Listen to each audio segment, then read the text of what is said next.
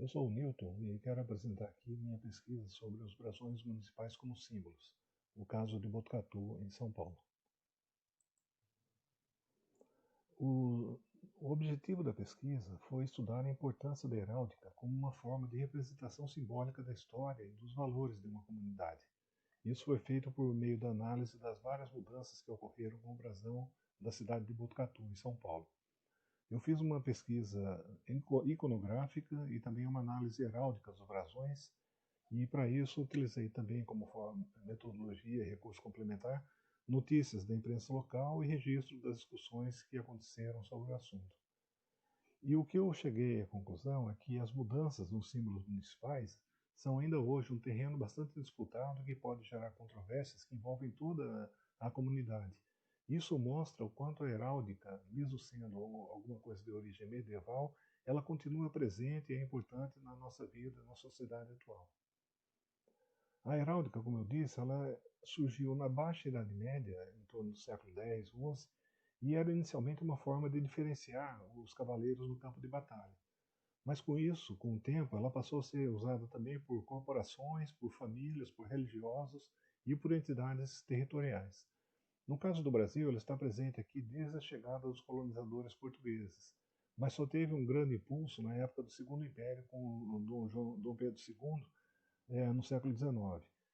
E nós vamos estudar aqui, tratar a heráldica do domínio, que é o estudo da representação de cidades, de estados e de países. No caso de Botucatu, o primeiro brasão da cidade foi criado em 1953, logo depois que as cidades passaram a poder ter brasões próprios após o final do Estado Novo. Ele foi elaborado por escritores, professores, personalidades reconhecidas dentro da cidade e foi feito a partir de pesquisas sobre a história e geografia do local. Era uma parte das comemorações do centenário de Botucatu e teve grande acolhida da população, principalmente porque ele sintetizava os principais aspectos pelos quais a cidade se identificava e que gostaria de ser lembrada. No caso aparecem as montanhas, a estrada do Piabiru, a capelinha no alto da serra, os dois rios paralelos que delimitam o território do município, e mais símbolos como o livro representando a cultura, o arado representando o trabalho, os ramos de café e de algodão que eram as riquezas do município, enfim, era um brasão que concentrava vários símbolos que davam a identidade da cidade naquele período. Mas com o tempo, esse brasão foi substituído de forma bastante repentina por um segundo em 1978. Esse segundo brasão foi elaborado por um heraldista renomado, mas que não tinha nenhum conhecimento mais aprofundado sobre a cidade. E também foi aprovado sem nenhuma discussão mais profunda e apresentado de surpresa. Como ele não tinha conexão com a história e a cultura local, colocava elementos que nada tinham a ver com o Botucatu, como por exemplo o Bandeirante, que bandeirantes não eram frequentes lá, a deusa Minerva, uma deusa grega, enfim, coisas que não tinham conexão com a cidade.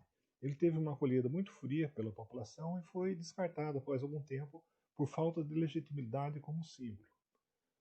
Com isso, em 1983, alguns anos depois, surgiu o terceiro brasão, que procurou evitar os erros da criação do segundo, e foi criado primeiro a partir de um concurso público.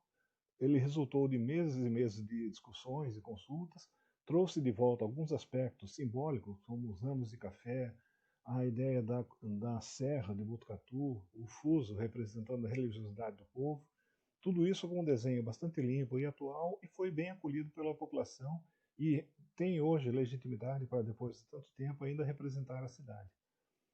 Então, como resultados, o que eu posso dizer é que a heráldica, pelo que nós vimos, ela não é uma disciplina neutra, mas sim um território de acirradas e disputadas oposições entre pontos de vista de pessoas. O que a população quer que seja incluído, o que não quer que seja incluído. É um processo de escolha, então, sobre os aspectos pelos quais a cidade quer ser lembrada no futuro. E também do que vai ficar de fora. Então, ele pode ser um símbolo de união e identidade ou pode ser um fator de divisão e de discórdia. E, às vezes, a simples mudança de um nome, de um elemento, de uma palavra, pode dividir a comunidade, ainda mais em tempos como nós vivemos hoje, de exacerbada polarização política, ideológica e religiosa. Então, essas são as conclusões a que eu cheguei depois desse trabalho aqui do PIBIC. Obrigado.